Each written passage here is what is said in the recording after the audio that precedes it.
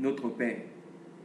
Nous buvons de vin pendant toute notre vie, nous, nos femmes, nos filles et nos fils et nos filles. Nous ne bâtissons point de maison pour nos demeures, et nous ne possédons ni vignes, ni champs, ni terre ensémencée.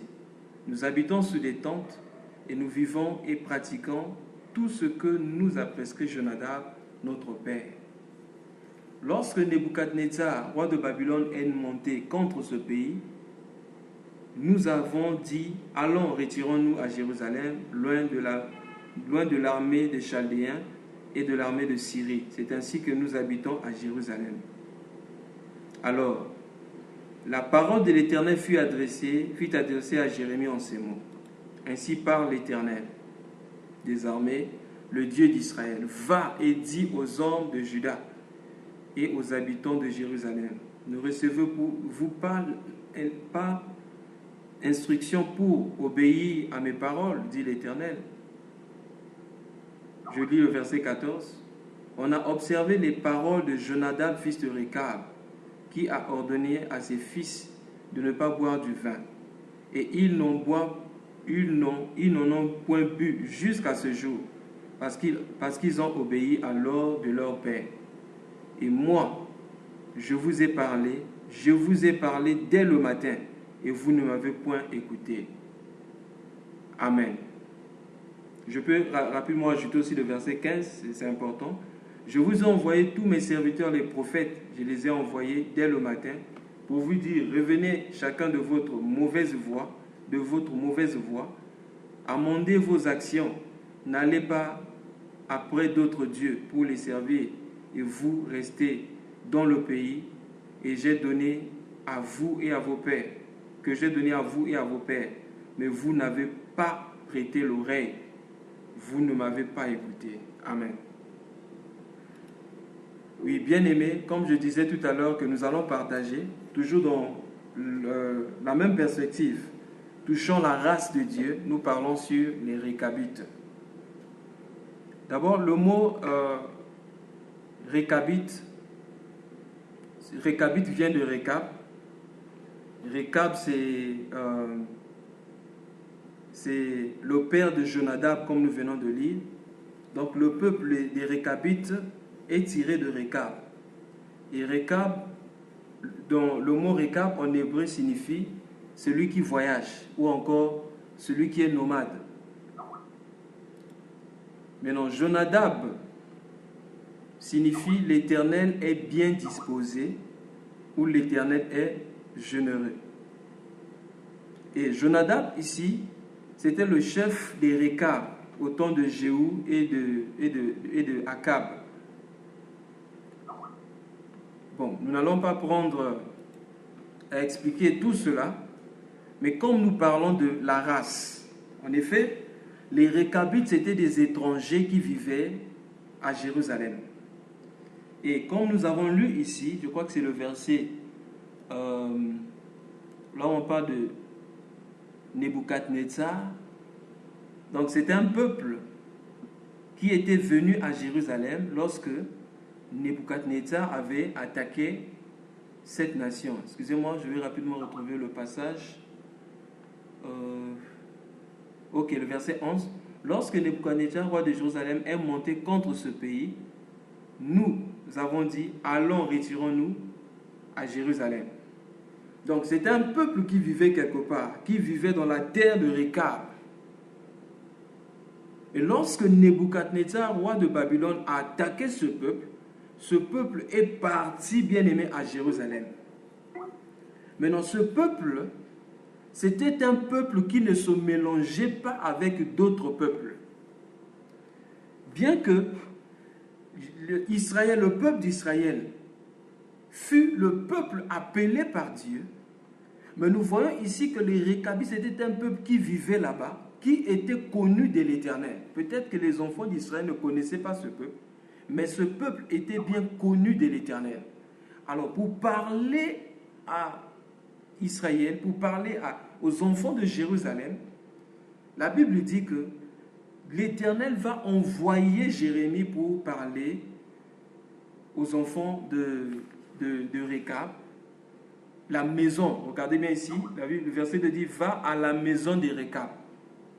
Ce n'était pas une maison en brique quelque part où il y avait ce peuple-là. Donc quand on parle de la maison ici, cela parle de la race de Récab, c'est-à-dire ceux qui viennent de Récab.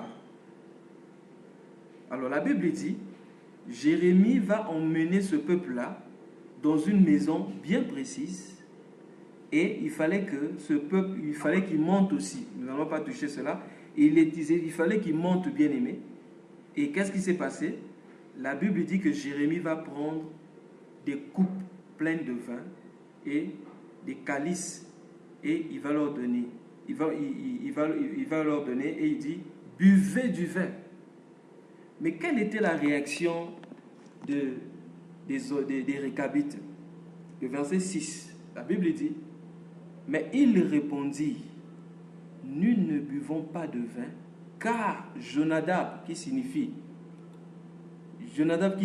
l'Éternel est bien disposé, notre Père qui est enfant de Récab, qui signifie nomade ou encore celui qui se balade, celui qui voyage, nous a donné cet ordre, vous ne boirez ni vin, ni vous, ni vos fils. Et nous voyons là-bas que l'Éternel témoigne de la fidélité de ce peuple-là. Que c'était un peuple qui avait reçu les ordonnances venant de leur père. Et quand ils ont reçu les ordonnances venant de leur père, ils ont observé ces ordonnances-là. Alors, comment nous pouvons tirer les caractéristiques des hommes et des femmes qui appartiennent à la race de Dieu? La première des choses, ceux qui appartiennent à la race de Dieu, comme le bien-aimé Paul nous exposait cela hier, c'est ceux-là qui écoutent la parole de Dieu. La Bible dit ceci. Un jour, Jésus était en train d'enseigner quelque part. Et pendant que le Seigneur enseignait, sa mère et ses frères sont venus. Et la Bible dit, quelqu'un avait fait appel à Jésus pour lui dire, voici ta mère et tes frères sont là dehors. Mais qu'est-ce que Jésus a dit? Qui est ma mère? Qui sont mes frères? Voici ma mère, mes frères et mes sœurs. Ce sont ceux-là qui ne sont pas seulement qui écoutent, mais qui écoutent la parole de Dieu et qui la mettent en pratique. Donc voilà cette première caractéristique que nous pouvons tirer dans la vie des Récabites. Ceux qui écoutent la parole de Dieu et qui les mettent en pratique, ce sont ceux-là qui sont de la race de Dieu. Ce n'est pas ceux-là qui écoutent seulement la parole.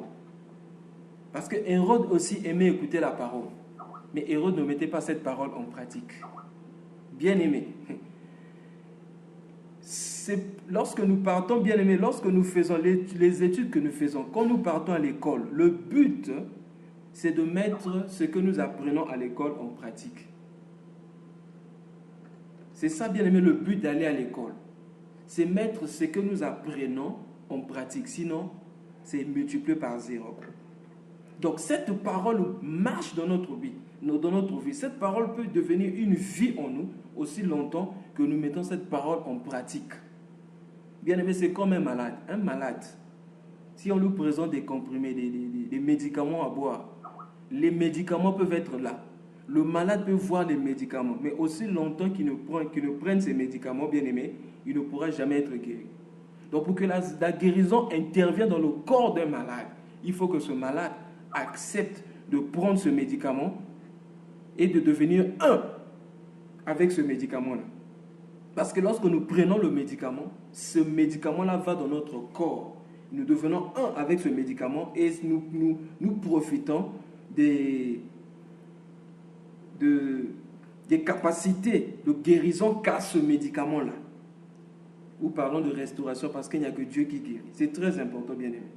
Donc il ne suffit pas d'écouter la parole de Dieu. Voilà pourquoi, bien aimé, je crains beaucoup que tel que nous nous rassemblons ici, bien aimé, sur Skype, qu'on se plaise à écouter des révélations et qu'on ne mette pas cette parole en pratique, bien aimé. Comme le bien aimé Paul avait dit la fois passée, on demandera, c'est écrit dans la Bible, on demandera plus à celui qui écoute plus. C'est pourquoi, bien aimé, lorsque nous écoutons des choses comme ça qui sont prêchées, bien aimé, c'est une charge contre nous. C'est très important. Si nous ne faisons pas attention, bien-aimés, nous allons rendre compte à Dieu pour chaque parole prêchée ici que nous avons écoutée. Parce que la Bible dit, on demandera plus à celui qui a plus, on a plus confié aussi. Donc c'est une grande responsabilité, bien-aimé, d'écouter la parole comme ça. Je dirais même c'est un risque. Parce que celui qui écoute la parole telle que toi et moi nous écoutons ici, bien-aimé, notre jugement sera plus sévère que celui qui n'écoute pas la parole. Voilà pourquoi. Ne nous bornons pas, bien-aimés, à écouter, mais mettons cette parole en pratique si nous voulons être de la race de Dieu. On continue. La Bible dit, ce peuple-là avait écouté. Qu'est-ce qu'ils avaient écouté? La première des choses, vous ne prendrez pas de vin. C'est-à-dire, c'est que la Bible dit quelque part que le vin rejouit le cœur de l'homme. C'est-à-dire que leur joie ne devait pas être la joie de ce monde. C'est pourquoi la Bible dit dans Romains chapitre 12, verset 2, ne vous conformez pas au siècle présent, c'est-à-dire ne prenez pas le vin de tout le monde, mais soyez transformés par le renouvellement de l'intelligence. Pourquoi? Afin que vous compreniez ce qui est bon, ce qui est agréable, ce qui est parfait devant Dieu, c'est-à-dire devant votre père Jonadab, pour comprendre que vous êtes de la race, de Récab. Suivant. La Bible dit, nous allons rapidement avancer, ils ne prendront pas de vin. Le verset 9 dit ceci. Nous ne bâtissons point de maison pour nos demeures. Nous ne possédons ni vignes, ni champs, ni terre ensémencée. Et la Bible dit, au verset 10, nous habitons sous des tentes et nous suivons et pratiquons tout ce que nous a prescrit Jonadab notre père. On a déjà touché ça. Qu'est-ce que ça dit? Toute leur vie, la première des choses, bien aimées, qu'on reconnaît celui qui est de la race de Dieu. 1. Il n'a pas de maison sur terre. Nous ne bâtissons pas de maison pour nos demeures. Et la Bible dit, nous vivons dans des tentes. Les tentes, pour ceux qui étaient scouts, ce sont des maisons qu'on fabrique juste pour une circonstance donnée. Généralement, c'est en moins d'une semaine. C'est en moins d'une semaine qu'on peut vivre dans une tente et on continue, on passe. Donc, les Récabites c'était des SDF, sans domicile fixe. Ah oui, les Récabites sont des SDF. Et le véritable son domicile fixe, le véritable Récabite, le véritable Récab, c'est notre Seigneur Jésus-Christ. Car lorsque un des disciples lui a dit, Seigneur, laisse-moi te suivre, celui qui était disciple de Jean-Baptiste, qu'est-ce que le Seigneur avait dit? Les renards ont des tanières, mais le Fils de l'homme n'a pas un endroit où poser sa tête. Si le Fils de l'homme n'a pas eu un endroit où poser sa tête sur cette terre, et que si Christ est en nous, nous n'avons pas de demeure sur terre. Donc, tous ceux qui sont de la race de Dieu, ils n'ont pas de demeure sur cette terre. Bien-aimés dans le Seigneur. Si ta demeure est terrestre, tu mets ta confiance dans les choses terrestres, bien-aimé, il est temps que nous puissions devenir de la race de Dieu. Nous habitons dans les tentes. Oh bien-aimé, comprendre ce que c'est une tente. C'est quoi une tente? Allons rapidement prendre 2 Corinthiens chapitre 5. Du verset 1, si un bien-aimé peut nous lire cela, 2 Corinthiens chapitre 5, du verset 1 jusqu'au verset 3. Jusqu'au verset... lisons jusqu'au verset 5. 2 Corinthiens chapitre 5, du verset 1 jusqu'au verset 5.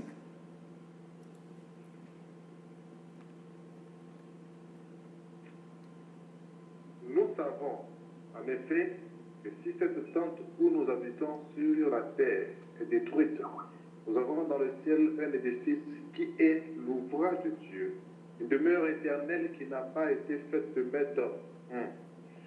Aussi nous gémissons dans cette tente, désirant revêtir notre domicile céleste, si du moins nous sommes trouvés vêtus et non pas nus. Car tandis que nous sommes dans cette tente, nous gémissons, accablés parce que nous voulons non pas nous dépouiller, mais nous revêtir, afin que ce qui est mortel soit englouti par la vie. Et celui qui nous a formés pour cela, c'est Dieu, qui nous a donné les arts de l'esprit. Amen. Gloire au Seigneur. Regardez bien aimé comment ces hommes-là, ces gens qui ont apporté l'évangile, comment ces gens exposent sur ces choses.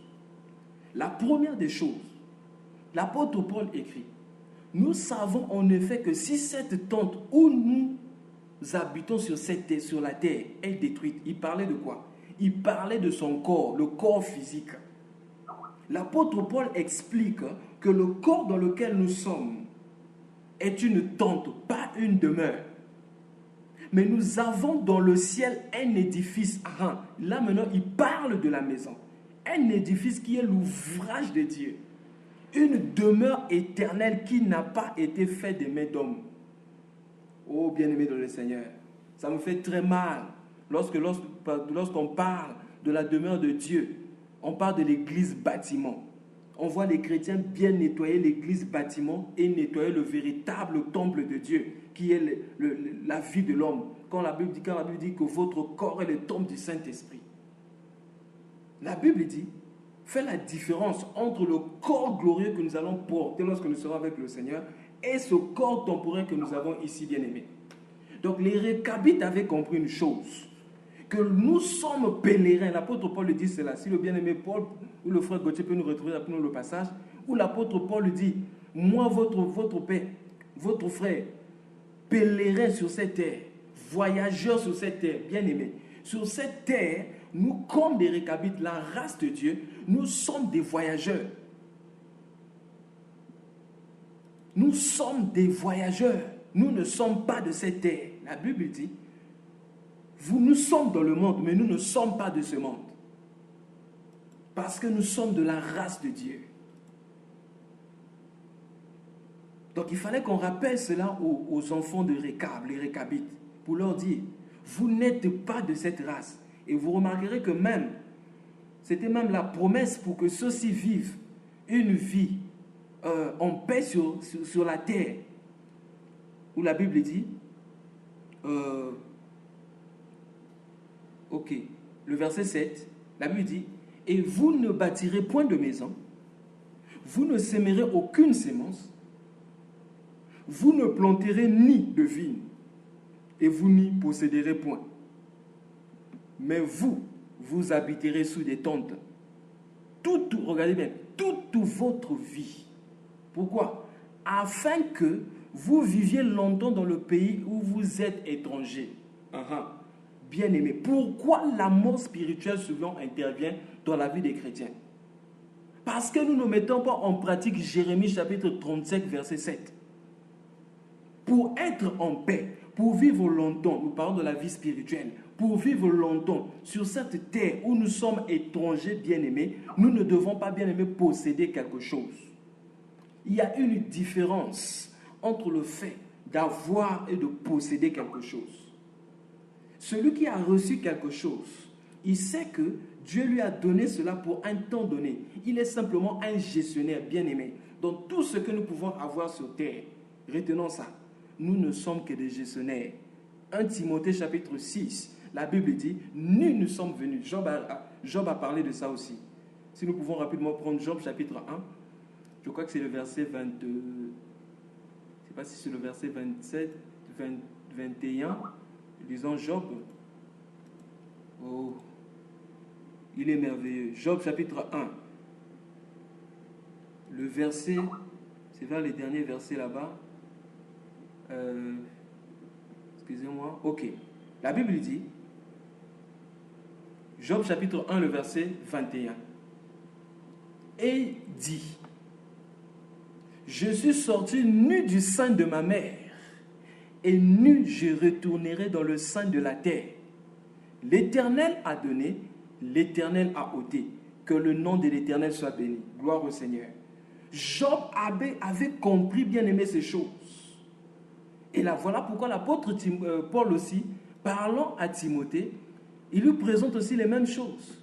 Qu'est-ce que l'apôtre Paul dit à Timothée? Dans 1 Timothée chapitre 6. Nous allons lire cela, 1 Timothée chapitre 6. L'apôtre Paul parle de la même chose là-bas. 1 Timothée chapitre 6. Et nous allons lire le verset 6 jusqu'au verset 10. Si le frère peut nous lire cela, 1 Timothée chapitre 6, du verset 6 au verset 10. C'est en effet une grande source de gain que la piété avec le contentement, car nous n'avons rien apporté dans le monde. Il est évident que nous n'en pouvons rien emporter. Si donc nous avons la nourriture et le vêtement, cela nous suffira. Ceux qui veulent s'enrichir tombent dans la tentation, dans le piège, dans beaucoup de désirs insensés, pernicieux, qui plongent les hommes dans la ruine et la perdition. Amen. Amen. Je vais ajouter encore le verset 11. Pour toi, homme de Dieu, fuis ces choses et recherche la justice, la piété, la foi, la charité, la patience et la douceur. Gloire au Seigneur. L'apôtre Paul, dans le même esprit que Job, nous présente la même chose. Bien-aimés dans le Seigneur. Voilà les caractéristiques des gens bien-aimés qui sont étrangers. Les Récabites n'avaient pas d'endroit sur la terre. Ils n'avaient pas sémé quelque part. Parce que, bien-aimés, lorsque la trompette va sonner, quand la trompette va sonner, ceux qui vont monter à la rencontre du Seigneur dans les airs, c'est ceux-là qui n'ont rien possédé sur la terre. Bien-aimés, c'est ceux-là qui n'ont rien à garder sur la terre. Parce que, bien-aimés, lorsque nous possédons quelque chose, cette chose finit par nous posséder. Donc, je disais la différence entre le fait de posséder et d'avoir quelque chose. On peut avoir quelque chose. Et si nous avons quelque chose, on peut facilement la laisser. On peut facilement la lâcher. Mais si nous possédons quelque chose, cette chose finit par nous posséder et cette dernière finit par devenir notre Dieu.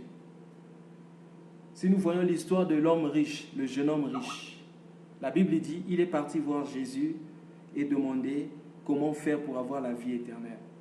Le Seigneur lui a dit, lui a cité un certain nombre de commandements de Moïse. Il dit, ok, j'ai fait cela depuis ma naissance. Et le Seigneur Jésus lui dit une chose.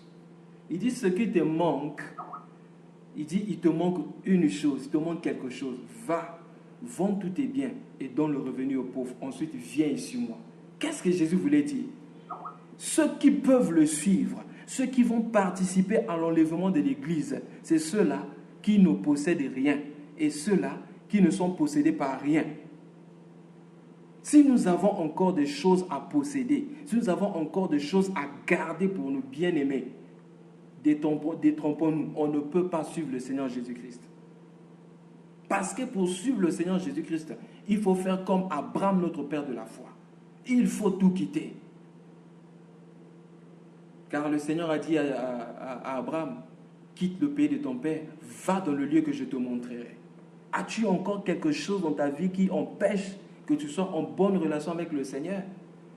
Il est temps de laisser cette chose maintenant. Une chose qui te possède au point où tu ne peux pas rentrer en relation avec l'Éternel, le servir, suivre Jésus. Il est temps que nous puissions laisser ces choses. Pourquoi? Parce que nous sommes des pèlerins.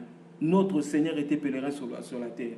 Mais malheureusement, l'évangile, soi-disant de la prospérité prêché aujourd'hui, un évangile purement terrestre qui conduit les gens vers la terre. Alors que la Bible dit, dans 1 Jean chapitre 2, versets 15 à 17, n'aimez pas le monde, ni les choses qui sont dans le monde, car l'amour du monde est ennemi contre l'amour de Dieu. Les choses que nous recevons, les maisons, les habits, les voitures, toutes ces choses bien-aimées, c'est seulement pour nous aider à obéir, sinon à accomplir notre mission sur terre. Bien-aimés, nous ne devons pas mettre notre confiance dans ces choses-là. On ne doit pas mettre notre confiance dans le compte bancaire, dans le travail que nous avons. Sinon, bien-aimés, nous n'allons pas, bien-aimés, durer spirituellement. La Bible dit ceci.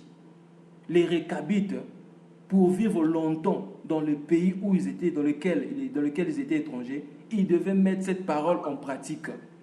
Voilà pourquoi la Bible dit dans Josué chapitre 1, le verset 5, tout lieu, plusieurs chrétiens aiment citer ce passage. Hein. On aime bien citer cela. Mais qu'est-ce qui est dit là-bas? Tout lieu que foulera la plante de tes pieds, je te le donnerai en possession. Mais qu'est-ce qui est cité après? On ne doit pas lire la Bible, bien-aimé, prendre une partie et laisser une partie. On doit lire la Bible en totalité pour comprendre exactement de quoi il s'agit. Lisons un peu ça. C'est juste entre parenthèses. Josué chapitre 1, le verset 5. Le passage que nous aimons souvent, plusieurs chrétiens aiment souvent citer ce passage. Tout lieu que foulera la plante de mes pieds, Dieu me le donne en possession. Josué 1, verset 5.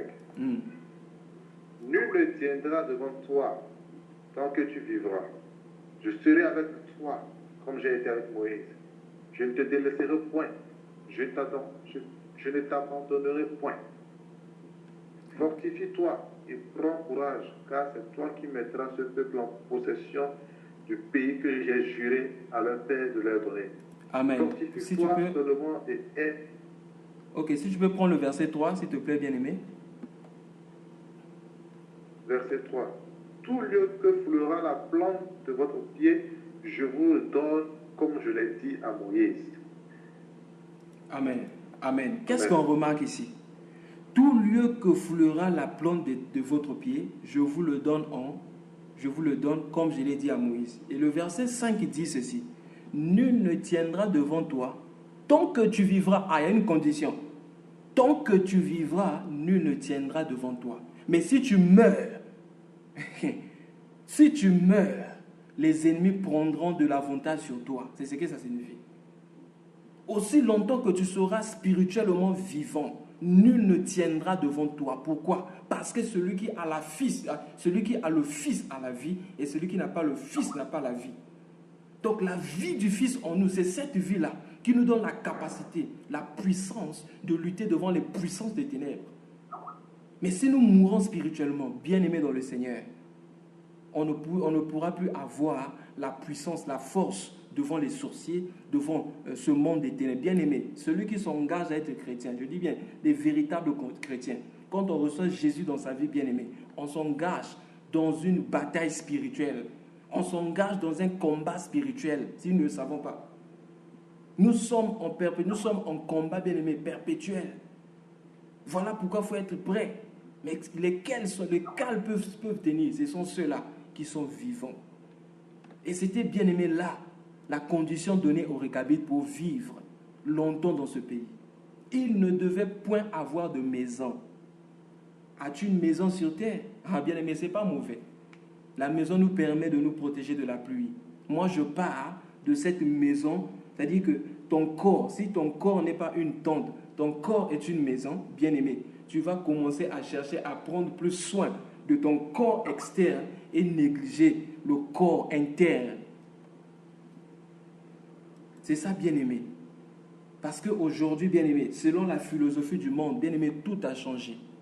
Hier, on utilisait les habits, bien-aimés, pour se couvrir le corps, pour se protéger.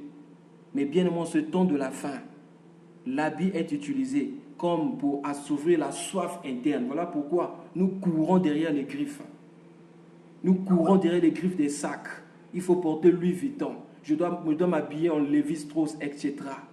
Pourquoi? Parce que nous pensons que c'est ça l'objet de notre paix. Si nous ne portons pas le jean qu'on appelle le Wrangler, si nous ne portons pas le jean qu'on appelle Levi's, donc bien aimé, c'est-à-dire qu'on a encore la soif du monde, la soif en nous.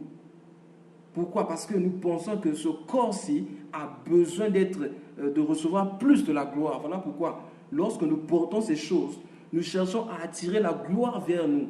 Bien aimé, c'est simple. Souviens-toi de la dernière fois, quand tu t'étais habillé, bien aimé, tu es habillé, tu te sens bien habillé. Comment est-ce que même ta démarche avait changé? Je bénis le Seigneur pour ce que le frère Paul nous a dit la fois passée ici. En réalité, la démarche qui a changé là, ce n'est pas la démarche externe, mais c'est la démarche du cœur interne qui a changé et qui a touché simplement ton corps externe. Tu vois que tu deviens un peu gonflé, tu évites la saleté, ta façon de regarder les gens, ta façon de marcher change. Pourquoi? Parce que tu as acheté une nouvelle chaussure, un nouvel habit. Pourquoi? Parce que ces choses-là font ta paix, deviennent ta paix. Donc le sujet de ta paix n'est plus l'éternel, le sujet de ta paix devient les habits. Combien même, bien-aimé, aussi concerne le manger. Le manger était utilisé, bien-aimé, pour donner la force au corps, pour servir le Seigneur. Aujourd'hui, le manger est devenu un luxe. On fait des émissions et des émissions spéciales pour parler du manger, le design, etc. Bien-aimé dans le Seigneur.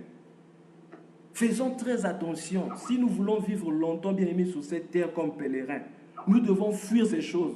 Bien-aimé, l'apôtre Paul a dit à Timothée, fuis. C'est-à-dire, fuis. Pas évite, mais fuis ces choses. L'attitude que Joseph avait devant la femme de Potiphar. Joseph avait fui, il a laissé son habit. Fuyez l'impudicité. Fuyez. Pas évite. Non, fuis. Parce que ça va te détruire, ça va tuer ta vie spirituelle. Ne marchons pas selon le siècle de ce jour. Pourquoi? Nous serons tout le temps tourmentés pour rien. Pourquoi? Parce que le monde nous présente une façon de faire. Pour être belle, il faut être comme ça. Il faut que la taille soit comme ceci. Il faut porter telle chose. Il faut avoir tel habit. Oh, bien-aimé dans le Seigneur. Et même les chrétiens, nous nous poumonons pour ce genre de choses. Dieu n'est plus le centre de notre joie. Dieu n'est plus la raison de notre vie. Mais notre vie, bien-aimé, on a vendu notre vie simplement à ces choses éphémères. Bien-aimé, je vais te dire une chose. Le Seigneur m'a emmené à comprendre que il n'y a pas d'absolu sur cette terre. Aujourd'hui, nous sommes on parle de Samsung. Samsung combien? S combien? Frère Gauthier, Samsung combien déjà? On ne sait pas, mais il y avait Samsung. Ok. Samsung combien déjà? 6, hein? Ok, S6. Hier, c'était S5. Et demain, ça sera S7. Il n'y a pas d'absolu sur cette terre. Aujourd'hui, on parle des voitures. Je ne sais pas quelle voiture est à la mode aujourd'hui. Demain, ça sera une autre voiture. Qu'est-ce que je vais dire? Sur terre, il n'y a pas d'absolu. Voilà pourquoi Jésus a dit à la femme samaritaine, si tu bois de cette eau, tu auras toujours soif. Voilà pourquoi. Même lorsque tu te poumonnes, tu te dis, non, je dois acheter tel habit, je dois avoir telle chose. Dès que tu as cette chose-là, il y aura une autre chose plus que ça qui va sortir. Mais si toi tu cours derrière ces choses bien-aimées, tu fais la course avec le vent. Qui peut courir après le vent? Qui peut dépasser le vent? Tu perds ton temps. Tu es esclave. Je suis esclave si je fais cela. Voilà pourquoi les gens sont stressés. Et la Bible dit, concernant les temps de la fin, les hommes seront amis de l'argent. Les hommes aimeront le plaisir plus que Dieu. Voilà pourquoi. C'est simple. Nous sommes tous, on utilise souvent l'Internet. Regardez comment les publicités des habits, des appareils passent. Même quand tu ne veux pas, ça passe. Tu dois voir. Et ils ont créé une tactique en demandant à tout le monde, en forçant à tout le monde d'avoir la carte de crédit. De telle sorte que, même si tu n'as pas l'argent, tu vas acheter cela. Avec des discounts de mensonges. Ils font semblant de discount de ceci pour acheter et acheter encore. C'est exactement les caractéristiques concernant les temps de la fin par rapport à Noé et à Lot. La Bible dit les hommes mangeaient, buvaient. Et aujourd'hui, toute activité, l'activité c'est manger, buver, marier leurs enfants. Les activités, même dans les églises. Et malheureusement, ces choses sont entrées dans l'église. On n'arrive pas à voir cela à cause de l'aveuglement spirituel. Les gens se rivalisent par rapport aux habits dans les églises. Vous voyez les gens gonflés pas mal, vous ne pouvez pas imaginer. Et ils disent qu'ils ont le Saint-Esprit. Quel Saint-Esprit? Quand le Saint-Esprit vient dans la vie de l'homme, il apporte d'abord la sainteté, il apporte l'humilité parce que c'est l'esprit de l'humilité. C'est l'esprit de Christ. Qu'est-ce qui est dit de lui? Étant en forme de Dieu, n'a pas regardé cela comme une proie arrachée, à être semblable à Dieu. Mais il s'est dépouillé lui-même en devenant semblable aux hommes. Ayez en vous les sentiments qui étaient en Jésus-Christ. Si nous avons le Saint-Esprit va nous emmener à être comme Jésus-Christ dans l'humilité. Bon, je dis, il n'y a plus l'humilité dans l'église. Il y a même des chrétiens qui peuvent manquer dimanche à l'église seulement à cause d'un habit. C'est simple, regardez Facebook. Facebook, en réalité, est venu pour montrer aux hommes ce qui s'est caché dans leur cœur. Donc tu vois une personne acheter un nouveau sac et elle fait semblant de placer un verset biblique en haut. Non, tout ce qui respire lui l'Éternel, je rends grâce à Dieu parce que il a fait de moi une créature merveilleuse, tout ça là. La personne met un verset en haut expressément, mais en réalité, il vous dit, regardez ma photo, vous avez vu ma nouvelle chemise, vous avez vu mon nouveau sac, etc. Vous voyez quelqu'un prendre une photo, il est au salon, il dit, bon, après le travail, il faut un peu de repos. Le problème, ce n'est pas le repos. Le problème, c'est que vous voyez ses fauteuils et sa télé, etc., ces choses qu'il a achetées. Et on fait semblant de mettre quelques versets bibliques. Nous ne mettons même pas des versets bibliques quand il s'agit des choses comme ça. Parce qu'on ne peut pas mélanger Dieu dans ses pourritures. Bien-aimés dans le Seigneur.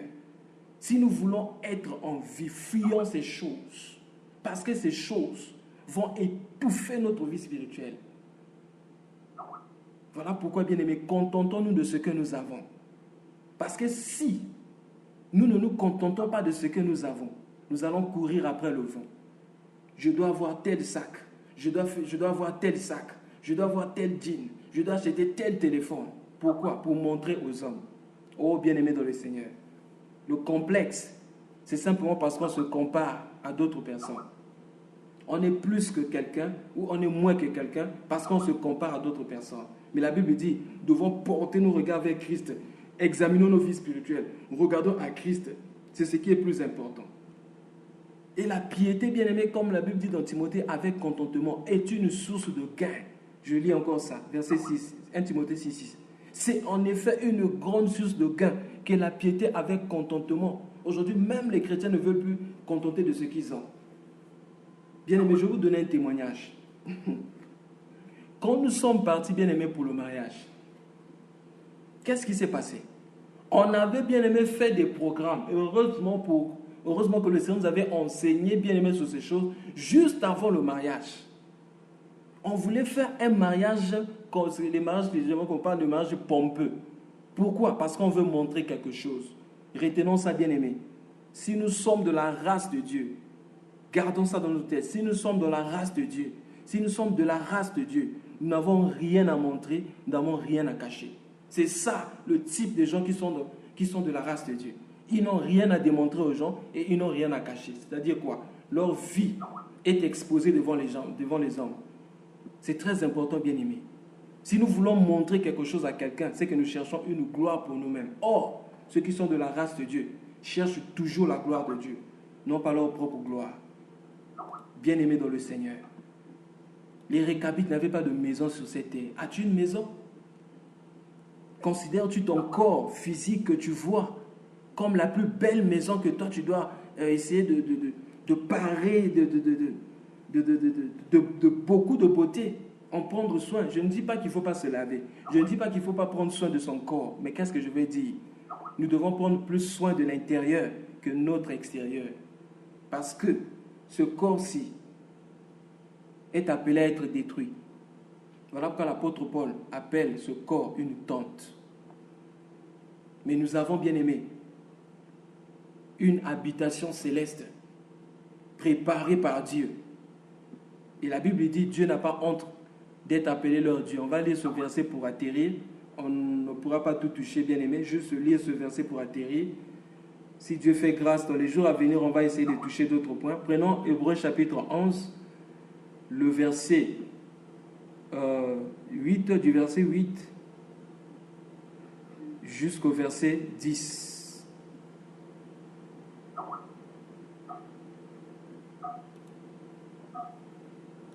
Hébreux 11, 8 à 10. C'est par la foi qu'Abraham, lors de sa vocation, obéit et partit pour un lieu qu'il devait recevoir en héritage, et qui partit sans savoir où il allait. C'est par la foi qu'il devait s'établir dans la terre promise comme dans une terre étrangère, habitant sous des tentes, ainsi qu'Isaac et Jacob, les co-héritiers de la même promesse. Car il attendait la cité qui a de solides fondements, celle dont Dieu est l'architecte et le constructeur. Amen. Amen. Bien-aimé, si tu peux continuer, prends maintenant à partir du verset 13 jusqu'au verset 14. Non, oui, 13 à 14. C'est par la foi qu'ils sont tous morts, sans avoir obtenu les choses promises, mais ils les ont vues et saluées de loin, reconnaissant qu'ils étaient étrangers voyageurs sur la terre. Ceux qui parlent ainsi le montrent qu'ils cherchent une patrie. S'ils avaient eu en vue... Oui, vas-y frère, continue jusqu'à 16. Amen. Ok.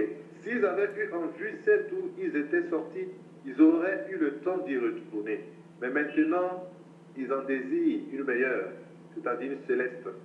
C'est pourquoi Dieu n'a pas honte d'être appelé leur Dieu, car il leur a préparé une cité.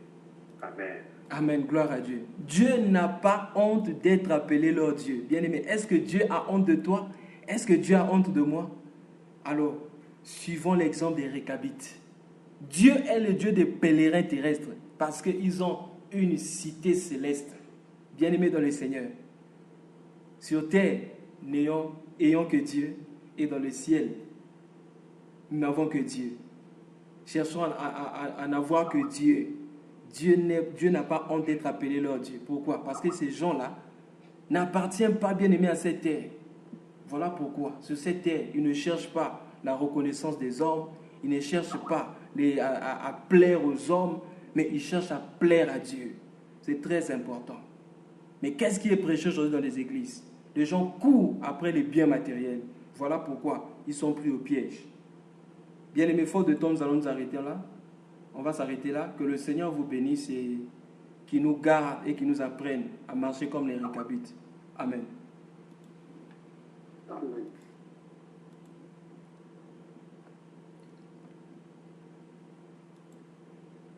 Alléluia. Bénissons au nom du Seigneur pour ce puissant et merveilleux message qui nous a encore accordé ce soir. Merci beaucoup, frère, que Dieu vous bénisse. Ce message, vraiment, j'en ai tellement reçu. C'est pas. Et je crois que chacun de nous également en a reçu, c'est pour cela. Chacun de nous va être levé et remercier le Seigneur en fonction de ce qu'il a reçu ce soir. Dieu merci.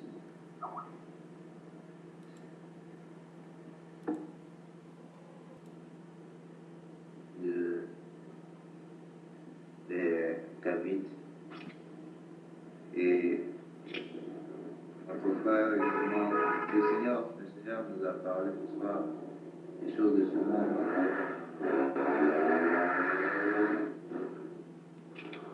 Nous allons prier le Seigneur. Vous savez, la parole de Dieu nous dit de rechercher d'abord le royaume des cieux. Le reste vous sera accordé par-dessus. On ne recherche pas le royaume, on n'en a pas dit de chercher, on a dit de rechercher le royaume de ces dieux. Et on ne recherche pas le royaume de ces dieux en un seul temps ou encore en un seul jour. C'est une chose continuelle, c'est une chose qui se fait de jour en jour, chaque jour, à chaque heure. Alors, si nous avons le royaume des cieux, nous cherchons chaque jour les choses célestes, nous n'aurons pas du temps à chercher les choses de cette terre. Alors nous allons prier le Seigneur. Que le Seigneur nous amène à pouvoir avoir nos yeux fixés sur le royaume des cieux. Que nous puissions encore, comme la parole le dit, regarder les choses de cette terre comme de la boue. Regarder les choses de cette terre comme des choses inutiles. Que nos yeux seulement soient fixés sur la recherche du royaume des cieux. Prions le Seigneur. Et bien aimés, nous sommes toujours en prière. Notre frère nous a également parlé de la possession. La possession, lorsque nous possédons quelque chose, ou encore lorsque il y a une possession des choses, encore aujourd'hui, cela nous amène à comment? C'est-à-dire, nous mettons cette chose-là en première place, ce qui nous amène à être des idolâtres, ce qui nous amène à mettre Dieu en deuxième place encore, ce qui nous empêche de pouvoir nous approcher de lui.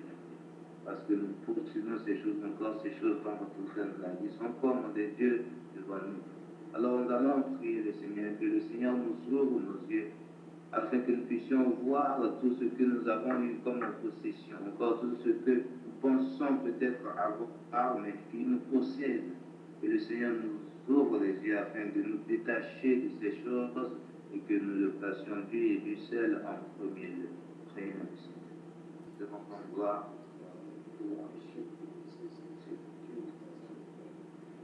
que vous bien-aimé travaille dans la parole de Dieu et que là où se trouve notre cœur, c'est là où se trouve notre présence. Là où se trouve notre présence, c'est là où se trouve notre cœur. Et nous allons donc en cette perspective prier le Seigneur que nos cœurs, ne faisons encore que nos cœurs soient seulement envers Dieu. Que nos cœurs soient seulement remplis de Dieu. Car que nos cœurs ne soient pas remplis encore, que nos cœurs n'aient pas cette envie des choses de cette terre, nos cœurs n'aient pas cette envie de pouvoir se montrer encore, chercher encore à pouvoir gagner, encore avoir une maison sur cette terre. Et que nos cœurs soient dans les lieux célestes avec notre Père. Prions le Seigneur. Nous allons demander à l'Éternel esprit d'humilité que nous savons tous que l'humilité est une chose que nous ne pouvons point, une personne ne peut dire qu'elle est humble ou pas. Juste le fait de dire qu'on est humble montre que nous ne le sommes pas. L'humilité également, c'est une chose continue, c'est quelque chose que nous développons chaque jour. Alors nous allons prier le Seigneur, qu'il est véritable humble, qui nous aide à pouvoir être humble chaque jour, qui nous aide à pouvoir nous voir le petit, voir les autres bons, ce qui nous amènera également à ne point convoitiser, à ne point jalouser, mais plutôt à nous contenter de ce que nous avons, à ne pas vouloir plaire au monde, à ne pas vouloir se conformer au monde, mais d'avoir une intelligence renouvelée, d'avoir cette intelligence qui est celle de Père, qui nous amène à comprendre que nous ne sommes pas de ce monde, que nous ne sommes pas de cette terre. Prions le Seigneur. Nous avons prié le Seigneur. Nous avons prié pour tous ces hommes de Dieu ou encore tous ces responsables qui ont bien commencé et qui se sont retrouvés ou encore qui ont été finalement remplis plein d'orgueil ou encore ces hommes qui ont été déroutés, qui ont commencé à chercher leur propre gloire, sont tombés, ces hommes qui sont tombés. Nous allons prier pour tous les hommes ou encore les responsables que tenaient la place à la tête des communautés, que le Seigneur les fortifie. Le Seigneur se révèle avec, qu'ils aient cet esprit d'humilité et qu'ils cherchent en tout temps, non pas leur propre gloire ou encore leur honneur, mais que la gloire revienne en toutes choses à notre Père. Prions le Seigneur. Oui, nous allons également élever nos voix vers notre Père.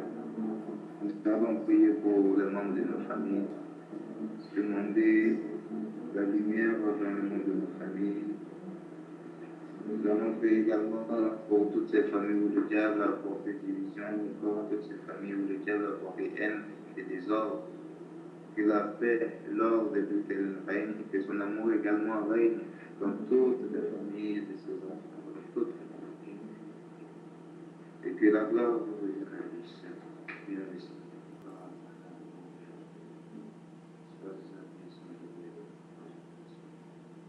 Au nom de nos Seigneurs, Jésus, et adoration. Et bien-aimé, je ne sais pas si elle est faite dans le sujet de prière. Sujet par rapport à la parole encore sur d'autres thèmes.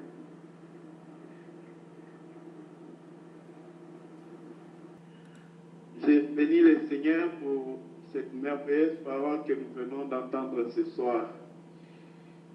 Bien-aimés, la vie chrétienne, en bref, c'est la soif et la vie de Dieu. Et ces choses ne sont pas à nous.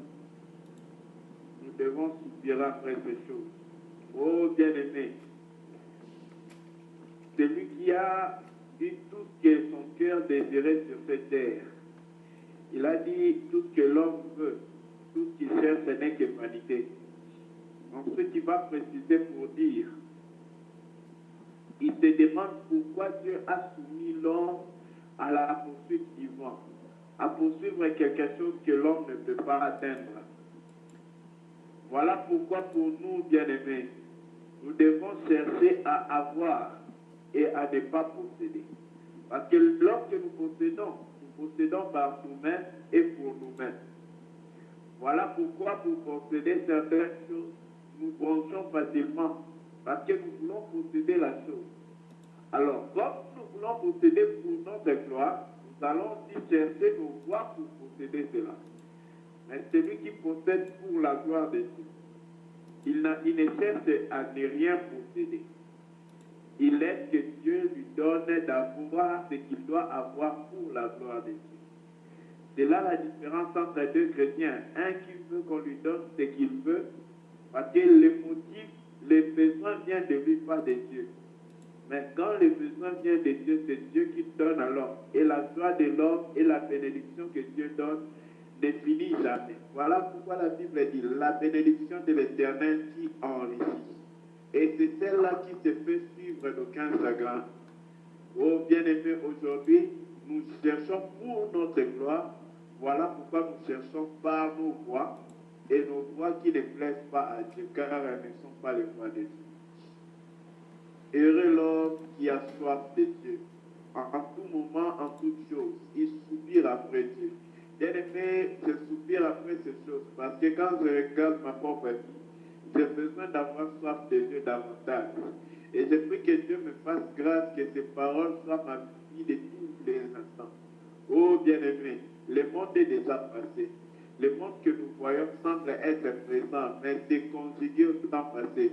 Heureux l'homme qui se débarrasse de tout pour saisir Christ, afin qu'en ce jour-là, nous puissions bien-aimés ne pas être honteux, ou que nous ne puissions pas nous sentir gênés de ce qu'il vient, car sa venue sera notre plus grand bonheur. Un test pour tout un chacun de nous. Si tu veux savoir si tu es vraiment débarrassé de tout, pose-toi la question. Si le Seigneur Jésus devait venir maintenant, si tu avais le choix, lui proposerais-tu de venir après ou de venir maintenant?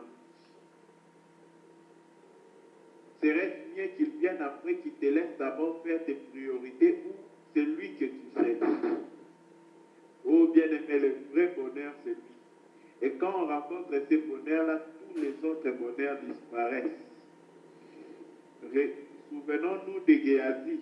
Il a soupiré, il a demandé les richesses que lorsqu'il s'était éloigné de la maison. Et quand on est loin de Dieu, c'est là où on soupire après beaucoup de choses. Cette parole vient guérir mon âme, j'espère qu'elle guérit vos âmes aussi. Que le Seigneur soit béni. Merci beaucoup, frères et sœurs. Gloire au Seigneur.